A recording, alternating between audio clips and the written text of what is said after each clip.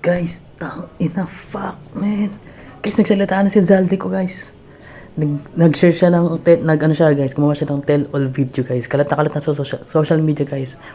Anong sasabihin nyo ngayon? Yung mga maka-BBM, mga pinagtatakpan sila BBM sa kasi Romualdez, nilaglag ni Zaldi ko yung poon nyo.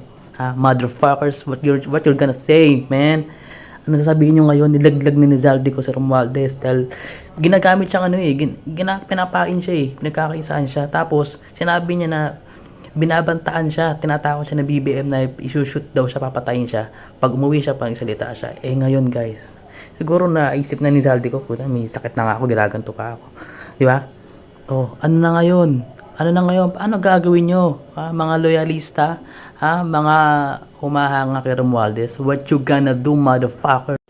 Yan ang sinasabi ko sa inyo guys, hindi magtatagumpay, hindi mananaig ang kasamaan sa kabutihan guys, ha?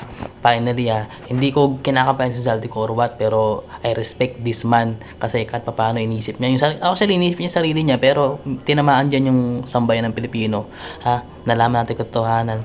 Yung mga nang baba sa akin, yung mga nang kikriticize sa akin na tang daw ako, bakalado ebidensya, yan yung ebidensya o sinabi ni Zaldi ko, meron siyang hawak ng mga resibo, may hawak siyang mga ebidensya, lahat ng mga kailangang ng tao ng korte para madiin yung Pangulo sa kasi Romualdez, hawak-hawak niya. Patay kayo ngayon kayo magsalita, ha? Masyado kayong mga madadaldal sa mapagmarunong, binabash nyo pa ako, iniintindi ko lang na may bansa natin, mga unggoy.